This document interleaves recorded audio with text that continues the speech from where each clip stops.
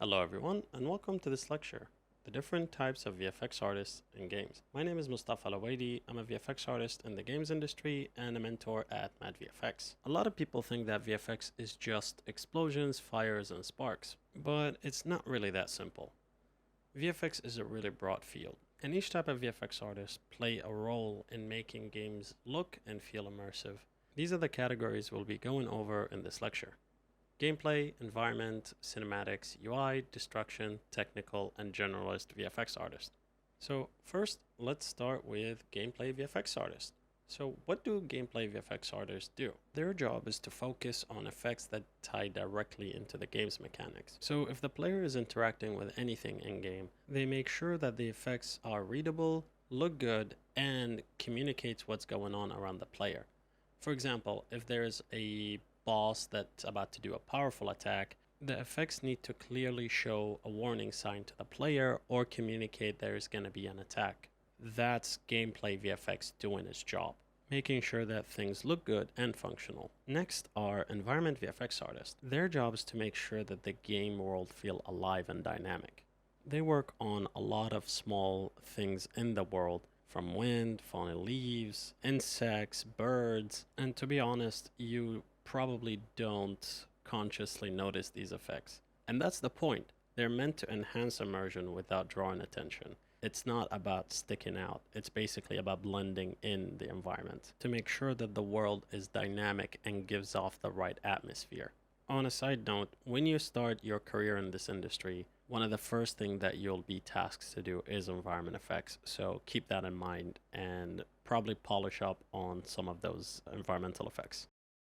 Next up, we have cinematic VFX artists. As the name states, cinematic VFX artists are basically focused on creating VFX for cutscenes and scripted moments in games. They usually work with timelines, sequences, and storyboards to make sure that they hit those right beats. There is also a big emphasis on the dramatic moments that happens in those cutscenes. The hero meeting the villain, an explosion, a death. These are things they have to keep in mind when they do cutscenes. One big difference between cinematic VFX artists and gameplay VFX artists is optimization. Cinematic VFX artists do not have that same constraint as gameplay VFX artists, where they can push the quality and the amount of effects that they have in a scene without really needing to worry about optimization.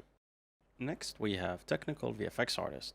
So this branch of VFX is kind of in the background, so it's always behind the scenes. It's a role that bridges the gap between art and programming. So most of the things that they do is build shaders, write scripts, optimize VFX, build pipelines, make sure that tools work correctly. They build tools. So while they don't really make a lot of the flashy VFX, they make sure the whole system runs smoothly and efficiently. Honestly, technical VFX artists are an invaluable part of any team. If you're lucky enough to work with some, make sure that you ask them all the questions that you can to understand the tech side of VFX. They are an invaluable resource to any VFX artist. Next up, we have UI VFX artists. They usually focus on the animations and effects that make menus and interfaces feel alive. So when we say UI VFX, we're talking more about the visuals that applies to the interface itself. Things like menus, buttons, icons, and HUDs. And these effects need to be interactive and intuitive. They also need to be clear, clean, and minimal.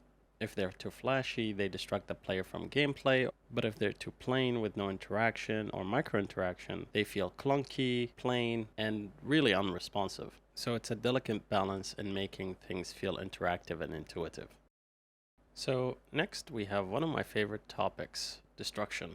So as the name suggests, destruction VFX artists are specialized in destroying things, from falling buildings, debris, and breaking objects.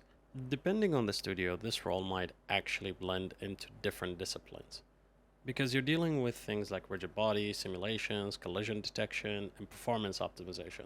But in larger teams, this actually becomes more of a specialization. A destruction VFX artist needs to have a good sense of materials, for example, how concrete breaks, how glass shatters, how wood splinters, to make sure that the simulation is accurate to its realistic counterpart.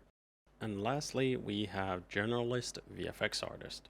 Generalists are VFX artists who do a bit of everything. They have a broad skill set where they can handle multiple types of VFX work across different areas. Generalists are usually common in a lot of smaller studios or indie teams. Their skill sets makes them a one-man army.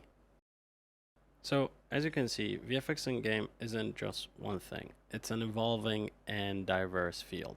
One day you could be doing environment, the other could be doing gameplay, cinematics, UI, destruction. It's up to you. There isn't a single right path in VFX. Just do a bit of everything and see what you like. If you're starting out, don't worry about choosing a specialization. Your first couple of years in the industry will help you build a foundation for what you need to do in the future. So I would just try and do a bit of everything and see what you like and then decide what is it that you want to specialize in. I hope you guys enjoyed this lecture, and if you want to know what it's like to be a VFX artist or learn more about VFX, visit madvfx.com to learn more. Thank you so much for watching, and I will see you in the next one.